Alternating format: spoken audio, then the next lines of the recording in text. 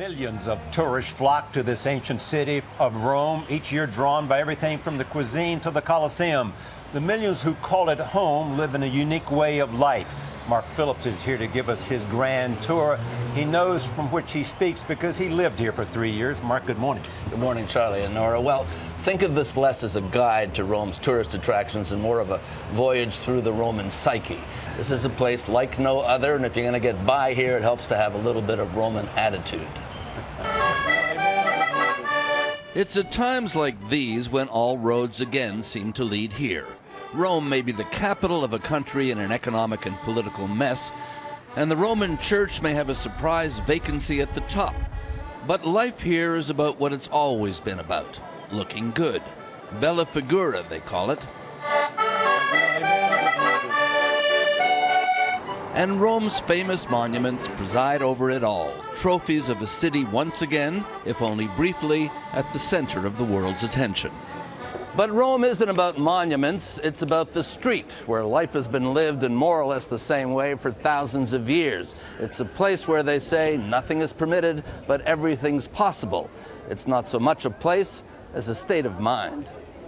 And old Rome hands like Victor Simpson, who's been with the Associated Press wire service here for more than 40 years, say to get along in the apparent chaos of Rome, you really do have to do as the Romans do.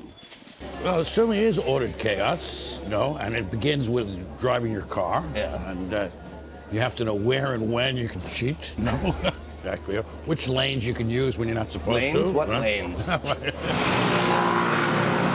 Rome's traffic is just the most visible hint of the way things work here.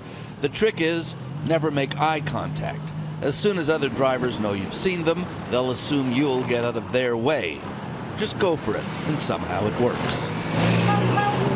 Another tip, the city and the monuments aren't just for looking at, they're for living on. They're where you meet your friends, where you flirt, and more. The guidebooks tell you the Spanish steps were built to provide access to the Trinità de' Monti church above. But in Rome, they're not for climbing.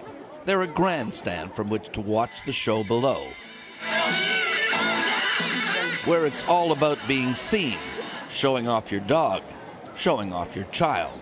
Now, people spend their last dollar or their last euro to go out and have a good time and be seen. It's important, At the end of the day, maybe they're right, It's a city of vulgar ostentation, monuments to the imperial vanity of the ancient past.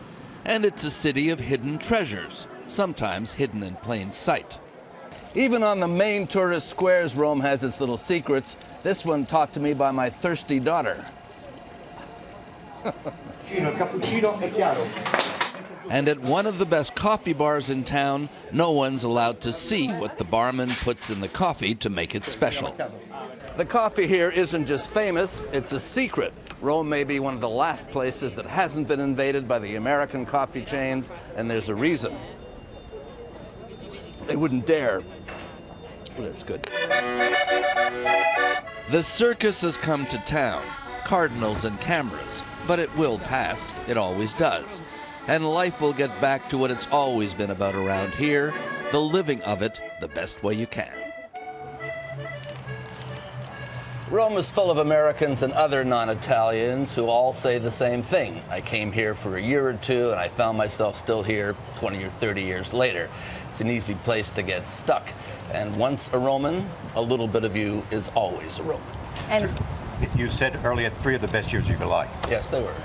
It was a great story. I was here when John Paul II was the Pope. The trips were terrific. The crowds were massive. And life here wasn't so bad either.